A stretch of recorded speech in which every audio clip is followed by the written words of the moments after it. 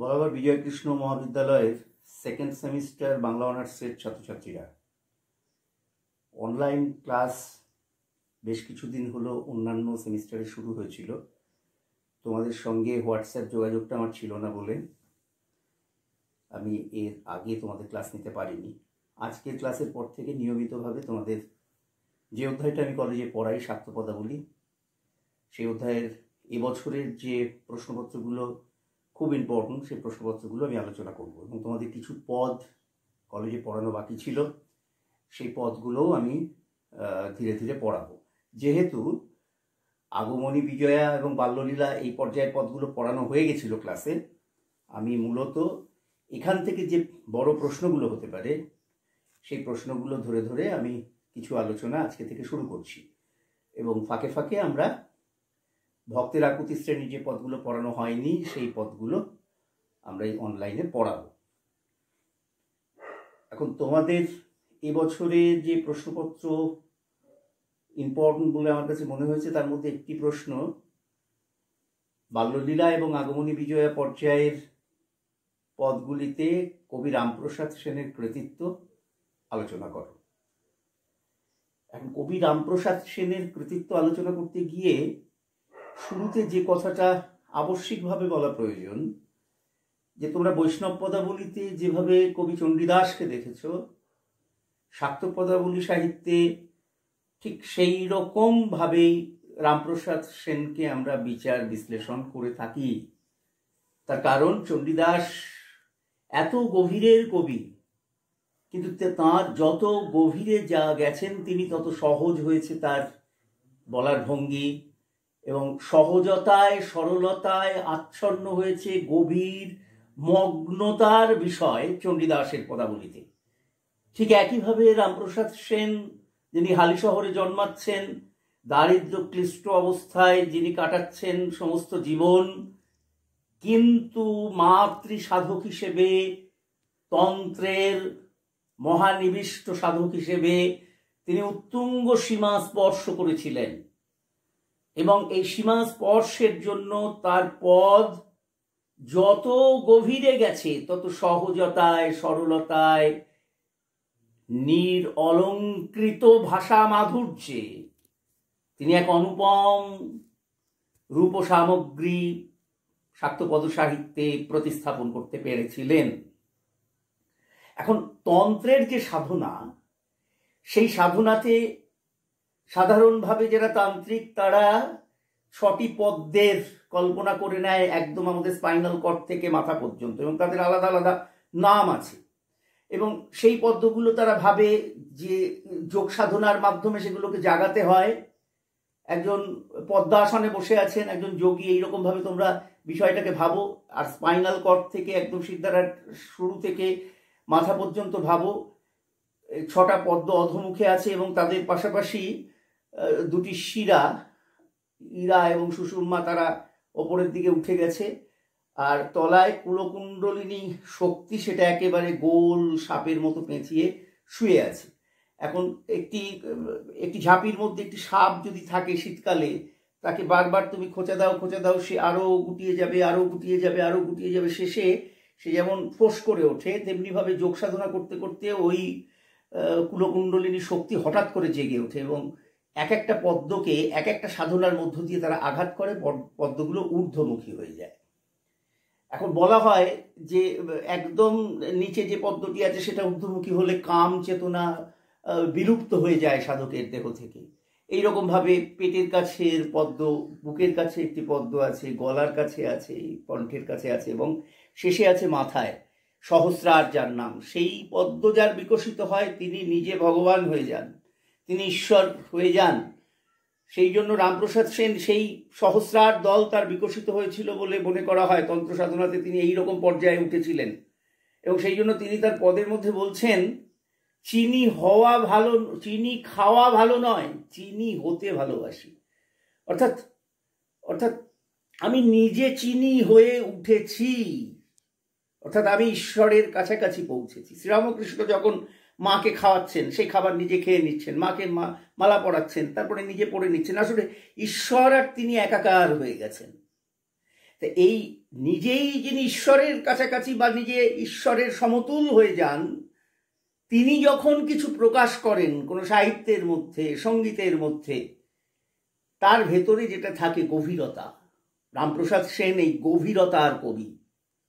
রবীন্দ্রনাথ শেষ বয়সে গিয়ে লিখছেন যে আমার এ গান ছেড়েছে তার সকল অলংকার, অর্থাৎ অলংকারহীন কবিতা চর্চার মধ্যে ফিরতে চাইছেন রবীন্দ্রনাথ জীবনের শেষ বয়সে। এবং বিদেশে রবীন্দ্রনাথের এই লাইনটাকে সামনে রেখে হাইনে তিনি একটি কবিতা আন্দোলনের জন্ম দিচ্ছেন, অলংকারহীন কবিতা রচনা আন্দোলন। রামপ্রসাদ সেন এই নিরলঙ্কৃতভাবে গভীর কথাকে তার কবিতার মধ্যে চণ্ডীদাসের মতো ব্যক্ত করবার চেষ্টা করেছেন বারে বারে, এবং তিনি করতে পেরেছেন। এখন প্রশ্নটা হলো আগমনী বিজয়া এবং বাল্যলীলার পদে তিনি কতটা সার্থক এবং তিনি কিরকম ভাবে তার পদকে সাজাতে চেয়েছিলেন। রামপ্রসাদ সেন তিনি যেহেতু মাতৃ সাধক, আবার একই সঙ্গে তিনি গৃহী সংসারী মানুষ। অষ্টাদশ শতাব্দীতে তাঁর অভাবে ভরা সংসার, চাকরি করতে গিয়ে চাকরি চলে যাচ্ছে, চাকরির খাতায় গান লিখে ফেলছেন, শেষ বয়সে এসে কৃষ্ণকান্তের রাজসভার কবি হচ্ছেন। তার অভাবে ভরা সংসারকে তিনি দেখছেন এবং দেখছেন সমসময়ে কৌলিন্য প্রথা জর্জরিত মেয়েদের অবস্থা। মেয়েরা একটা বয়স্ক লোক কুল রাখতে গিয়ে সে বয়স্ক লোকটির সঙ্গে 100 কন্যার বিয়ে হচ্ছে এবং সতীনের ঘর করতে গিয়ে মেয়েদের কি যন্ত্রণা। তিনি দেখতে পাচ্ছেন মেয়েরা বছরের শেষে একবার বাপের বাড়ি আসার সুযোগ পায় এই দুর্গোৎসবের সময়, এবং এই প্রথাটাকে বলা হতো নাইয়র প্রথা। তিনি দেখতে পাচ্ছেন স্বামীর দ্বারা অত্যাচারিত মেয়ে, শ্বশুর বাড়িতে অত্যাচারিত মেয়ে। আর এই সমস্ত কিছু কিন্তু তিনি একজন সাধক হওয়া সত্ত্বেও তিনি একজন সমাজ সচেতক মানুষ, সমাজবদ্ধ মানুষ হিসেবে তার পদের মধ্যে তার উমাকে কেন্দ্র করে, শাক্ত পদাবলীর হিমালয় কন্যা উমাকে কেন্দ্র করে প্রকাশিত হচ্ছে। এবং হিমালয় এখানে কখনো কখনো যেন রামপ্রসাদ নিজে, হিমালয়ের স্ত্রী মেনকা তিনি যেন রাজরানী নন, তিনি হয়ে উঠেছেন রামপ্রসাদের স্ত্রী বা রামপ্রসাদের দেখা করো নারী, যিনি কন্যার বিরহ যন্ত্রণায় কাতর।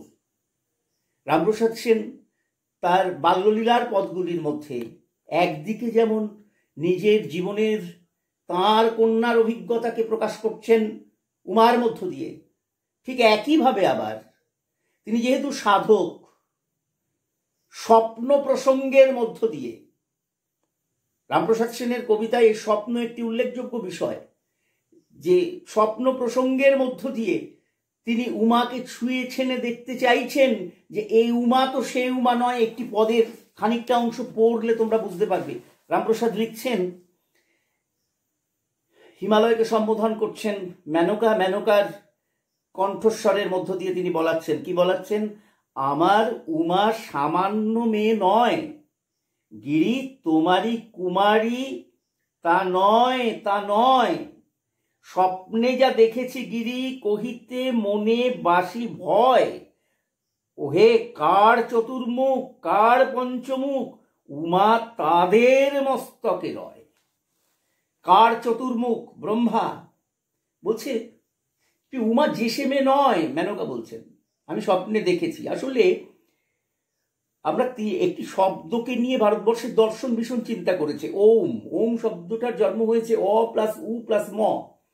এর অর্থ হচ্ছে ব্রহ্মা, বিষ্ণু এবং মহেশ্বর। আরো ভেঙে বললে যে একজন আমাদের সৃষ্টি করেন, একজন পালন করেন, একজন ধ্বংস করেন। এই ত্রিশক্তি হচ্ছে অউম। এই ত্রিশক্তি মিলিয়ে হচ্ছে ওম এই শব্দটি। ওম মানে ব্রহ্মা, বিষ্ণু, মহেশ্বর। এই শব্দটাকে যদি আমরা একটু উল্টে দিই, উম অ, সেই ব্রহ্মা, বিষ্ণু, মহেশ্বর ইকুয়াল টু উমা, অর্থাৎ যাই ওম তাই উমা। অর্থাৎ উমাই হচ্ছেন আমাদের সৃজনকার, আমাদের পালনকার, আমাদের সংহারকারিণী। সেই উমা কিন্তু প্রকাশিত হচ্ছেন শাক্তপদ সাহিত্যের বাল্যলীলা শ্রেণীর পদে রামপ্রসাদ সেনের লেখায় মেনকার ভাষ্যে। যে পদটা তোমাদের বললাম, এই উমা সেই উমা নয়, স্বপ্নে আমি দেখেছি এই উমা দেবতাদের মস্তকে থাকেন। অর্থাৎ দৈবী শক্তির প্রকাশ উমার মধ্য দিয়ে রামপ্রসাদ সেন দেখাচ্ছেন যেভাবে শ্রীকৃষ্ণের মুখের ভেতরে মাটি ফেলতে গিয়ে তার মা দেখে ফেলেছিলেন টোটাল বিশ্বরূপ, তিনি ধরতে পেরেছিলেন এই কৃষ্ণ যে সে কৃষ্ণ নন। কিন্তু আবার মেনকার এই অভিব্যক্তির পরেই আরেকটি অভিব্যক্তির মধ্যে আমরা দেখতে পাই, তিনি যে বাল্যকালের উমাকে প্রতিষ্ঠিত করছেন তিনি রামপ্রসাদ সেনের নিজের ঘরের মেয়ে। কি বলছেন? বলছেন, অতি অবশেষ নিশি গগনে উদয় শশী, বলে উমা ধরে দে উহারে, কাঁদিয়ে ফুলালে আখি, মলিন ও মুখ দেখি, মায়ে উহা সহিতে কি পারে। উমা বায়না করছেন মায়ের কাছে, বাবার কাছে, যে আমাকে আকাশের চাঁদ ধরে দাও। কান্নাকাটি করছেন যেভাবে আমাদের বাড়ির মেয়েরা করে। অর্থাৎ এই বাল্যকালের উমা একেবারে ঘরের রামপ্রসাদ সেনের পিতার অভিজ্ঞতা থেকে তিনি এই উমাকে সৃজন করছেন। তাহলে দ্বিমুখী চরিত্রকে তিনি প্রতিস্থাপিত করছেন। একদিকে তিনি দৈবী শক্তির প্রকাশক, সমস্ত দেবতাদের তিনি শক্তির উৎস। সেই উমা আমার ঘরে জন্ম নিয়েছে কন্যা হিসেবে, আমরা বড় প্রার্থী হিসেবে ভগবানের পিতা কন্যা হয়ে উঠতে পেরেছি, মেনকা এবং এবং এবং হিমালয়ের এই অভিব্যক্তি। আবার একই সঙ্গে মায়াবদ্ধ জীব হিসেবে রামপ্রসাদ সেন নিজের জীবনের অভিজ্ঞতাকে, তার কন্যার সঙ্গে সম্পর্ককে তিনি প্রতিষ্ঠিত করে দিচ্ছেন মেনকা এবং হিমালয়ের ভাষ্যে। এহেন বাল্যলীলার পদে শিশু উমা বড় হয়ে উঠছেন এবং বড় হয়ে ওঠার সঙ্গে সঙ্গে অন্য 5টা বাঙালি বাবার মতন চিন্তাগ্রস্ত হচ্ছেন হিমালয় তাকে বিয়ে দিতে হবে। এবং বাংলার ঘরে ঘরে সেই সময় প্রচলিত ছিল অষ্টম বর্ষে গৌরী ভবেত, মানে 8 বছর বয়সের কন্যারা হলেন কন্যা পর্যন্ত গৌরী, 8 বছর পর্যন্ত বয়সের কন্যাদের বিয়ে দিতেই হবে। এবং কুলীন কুল রাখার জন্য শিবের সঙ্গে একটা বাউন্ডুলে চরিত্র, তার সঙ্গে বিয়ে দিয়ে দেওয়া হলো। সেখানে গিয়ে উমার খুব খারাপ অবস্থা, তিনি সতীনের ঘর করছেন। সমসাময়িক সমাজ ব্যবস্থায় অন্য মেয়েরা যে যন্ত্রণার মধ্যে আছেন, রামপ্রসাদ সেন উমাকে সেই অবস্থার মধ্যে নিয়ে গিয়ে ফেললেন। এবং সেই ফেলার পরে বছরের শেষে উমা একবার যে আসবেন, মেনকা এই উমাকে নিয়ে রামপ্রসাদ সেনের পদে প্রায় অভিসম্পাত করছেন দেবাদিদেব মহাদেবকে। অন্যান্য আর 5টা সংসারী মায়ের মতন চিৎকার করে বলছেন মেনকা তার স্বামীকে, বলছেন, গিরি এবার আবার উমা এলে আর উমারে পাঠাবো না, বলবে লোকে মন্দ, কারো কথা শুনবো না। যদি এসে মৃত্যুঞ্জয় উমা নেবার কথা কয়, তখন মায়ে ঝিয়ে করবো ঝগড়া, জামাই বলে মানবো না।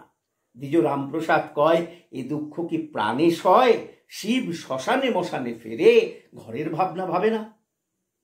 এই পদের মধ্যে আমরা কি পেলাম? মেনকা বলছেন, গিরি আমার উমা যদি একবার এবার আসে, আমি আর উমাকে পাঠাবো না। আমাকে লোকে মন্দ বলবে, বলুক, আমি কারো কথা শুনবো না, শুনবো না, শুনবো না। আর মৃত্যুঞ্জয় যদি এসে উমা নেবার কথা কয়, তখন কোমর কষে মায়ে ঝিয়ে মিলে ঝগড়া করব, জামাই বলে মানব না। আসলে আমাদের সমাজে জামাই একটি পরম আদরের বিষয়। এবং আমাদের সমাজে ছেলেরা বাবার বাড়িতে থাকতে পারে, মেয়েরা বিয়ের পরে 10 দিন এসে থাকলেই পাড়ায় কানাঘুষো শুরু হয়ে যায়। এটা আমাদের একটা সামাজিক রেওয়াজ, রীতি। সে এই পদের মধ্যে সেই রীতিটাকে ছুঁয়ে যাচ্ছেন কবি, যে সবাই যদি আমাকে খারাপ কথা বলে, কারো কথা আমি শুনবো না। মেয়ে আমার, আমার মেয়ের প্রযত্নের ভার আমার, ফলে সে এলে পরে আমি আর তাকে পাঠাবো না তার শ্বশুরের ঘরে, শিবের বাড়িতে। এই পদের মধ্যে আমরা যতটা না পাই দেবতা হিসেবে উমাকে প্রতিষ্ঠিত করতে, তার থেকে বেশি রক্ত মাংসের মানুষ। এই আগমনী বিজয়া পর্যায়ে রামপ্রসাদ সেনের উমা রক্ত মাংসের মানুষ হয়ে উঠেছেন, রক্ত মাংসের মানুষ হয়ে উঠেছেন হিমালয় এবং মেনকা। এইরকম ভাবেই রামপ্রসাদ সেনের পদে প্রতিবেশীদের একটা বিরাট ভূমিকা আছে। উমা যখন বাপের বাড়িতে আসছেন না বলে প্রতিবেশীরা এসে খোঁজ খবর নিচ্ছেন, এবং উমা যখন এসে পৌঁছেছেন, তখন প্রতিবেশীরা এসে আনন্দ করছেন। বিজয়াতে যখন চলে যাচ্ছেন প্রতিবেশীরা দুঃখিত হচ্ছেন। এই যে প্রতিবেশীদের সঙ্গে আমাদের একাত্ম সম্পর্ক বাঙালি জীবনে, আগমনী বিজয়া পর্যায়ে রামপ্রসাদ সেনের পদে কিন্তু একটি উল্লেখযোগ্য বিষয় হয়ে উঠেছে এই প্রতিবেশীরা। এবার রামপ্রসাদ সেন তার আগমনী বিজয়া পর্যায়ে উমাকে যেভাবে প্রতিষ্ঠিত করতে চেয়েছিলেন, সেই উমা রক্তমাংসের মানুষ আমরা বললাম। এবং একই সঙ্গে দেখো গিরিরানী একটি পদের মধ্যে বলছেন, পদটি আমি খানিকটা পড়ি। রানী ভাসে প্রেম জলে, দ্রুতগতি চলে খসিল কুন্তল ভার, নিকটে দেখে যারে সুধাইছে তারে, গৌরী আর দূর আর গো কত, যেতে যেতে পথ উপনীত রথ, নিরখী বদন উমার, বলে মা এলে মা কি ভুলেছিলে, মা বলে একই কথা মার গো, রথ হতে নামিয়া শঙ্করী, মায়ের প্রণাম করি, সান্ত্বনা করে বারবার, দাস কবিরঞ্জনে সকরুণ ভনে, এমন শুভ দিন আর আর কার গো। উমা এসে পৌঁছেছেন। সেই সময়ে মা মেনকার অভিব্যক্তি এই পদের মধ্যে পেলাম। মা এবং কন্যার কথোপকথন। মাকে কন্যা বলছেন, তুমি কোথায় ছিলে, আমি তোমাকে এতক্ষণ দেখতে পাইনি। কন্যাকে মা বলছেন, তোমার জন্য সমস্ত বছরটা আমি অপেক্ষায় ছিলাম, তুমি এসেছো, আমার ঘর পূর্ণ হয়ে গেল। এইরকমভাবে রামপ্রসাদ সেন আগমনী পর্যায়ে উমার আগমনের জন্য উৎকণ্ঠার কথা প্রথমে বলছেন, তারপরে উমা এসছেন আনন্দের কথা বলছেন, উমা কদিন আছেন সেই সময় আনন্দে ভাসছেন তিনি। এরপরে সময় এসেছে বিজয়াতে উমার চলে যাবার। এই চলে যাবেন বলে তিনি ফন্দি আঁটছেন কি করে তার যাওয়াটাকে আটকানো যায়। অনেকটা ভাবি মাথুরের মতন রাধা যেভাবে ফন্দি আঁটছিলেন, যমুনার কাছে যাচ্ছেন যে চাঁদকে সে যদি আটকে দেয় তাহলে কৃষ্ণ যাবে না। আবার যখন চলে যাচ্ছেন উমা, সেই সময় রামপ্রসাদ সেনের পদে যন্ত্রণার অভিব্যক্তি প্রকাশ করছেন মেনকা। অনেকটা মাথুর বৈষ্ণব পদাবলীর মাথুর পর্যায়ের ভবন পর্যায়ের মতন। রাধা যেভাবে গিয়ে বলছিলেন যে কিয়েছে কি চম্পক দাম বানায় অসির করইতে রহস্য বিহারো, সোবরু নাগরু যাও বা মধুপুর ব্রজপুর করি আন্ধি আরো। কেন বসে বসে মালা গাচ্ছ, এই তো চলে যাচ্ছে কৃষ্ণ। ঠিক একইভাবে ভূত প্রবাসের মতন অনন্ত চোখের জলে বিজয়াতে যখন চলে গেলেন উমা, সেই চলে যাবার সময় রামপ্রসাদ সেনের পদে চোখের জলে ভেসে গেল প্রতিটা শব্দ, প্রতিটা অক্ষর। আসলে রামপ্রসাদ সেন তার আগমনী বিজয়া পর্যায়ের পদগুলির ভেতরে বাস্তব সমাজের প্রেক্ষিতটাকে বিভিন্ন চরিত্রের মধ্য দিয়ে প্রকাশ করবার চেষ্টা করেছেন। সমাজ সচেতনতা এখানে সব থেকে বড় ব্যাপার। আরেকটি বিষয় হলো বাংলার প্রকৃতি।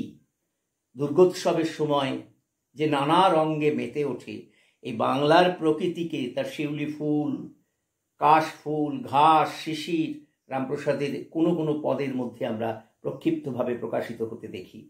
এবং বিজয়ার পদগুলিতে সকরুণ বেদনার যে ছবি, সেই ছবির প্রেক্ষিতে আমরা বলতে পারি যে our sweetest songs are those that tell of saddest thoughts. আমাদের সেই গানগুলি সুন্দর যার বাণী রচিত হয়েছে ব্যথা দিয়ে। রামপ্রসাদের বিজয়ার পদ সেই ব্যথার বাণীতে রচিত। এই সব মিলিয়ে জাহ্নবী কুমার চক্রবর্তী রামপ্রসাদ সেন সম্বন্ধে বলছেন, রামপ্রসাদে যে আগমনী গানের সূচনা, কমলাকান্তে তাহার পুঙ্খানুপুঙ্খ বিস্তার। রামপ্রসাদ সেন সূচনা করলেন, তিনি যেন ভগীরথ গঙ্গাকে আনলেন সত্যপদাবলীর, এবং তার পুঙ্খানুপুঙ্খ বিস্তার লাভ করেছে কমলাকান্তের পদে। আমরা সামনের দিন পড়াবার চেষ্টা করব আগমনী বিজয়া পর্যায়ের পদে কমলাকান্তের কবি সার্থকতা। তোমরা আজকের ক্লাসটা যেভাবে শুনলে এইভাবে একটু গুছিয়ে নোটসটাকে লেখার চেষ্টা করো। আর লকডাউনের পিরিয়ডটাতে একদম বাড়ি থেকে বেরিও না, মান্যতা দাও, নিজেরা সুস্থ থাকো, পরিবার পরিজন দেশকে সুস্থ রাখতে সহযোগিতা করো। সামনের দিনে তোমাদের সঙ্গে অনলাইনে দেখা হবে এবং অচিরেই কলেজে দেখা হবে, এই আশা রেখে আজকে সবাইকে শুভেচ্ছা জানিয়ে আজকের ক্লাস শেষ করলাম। তোমরা ভালো থেকো এবং ভালো থেকো।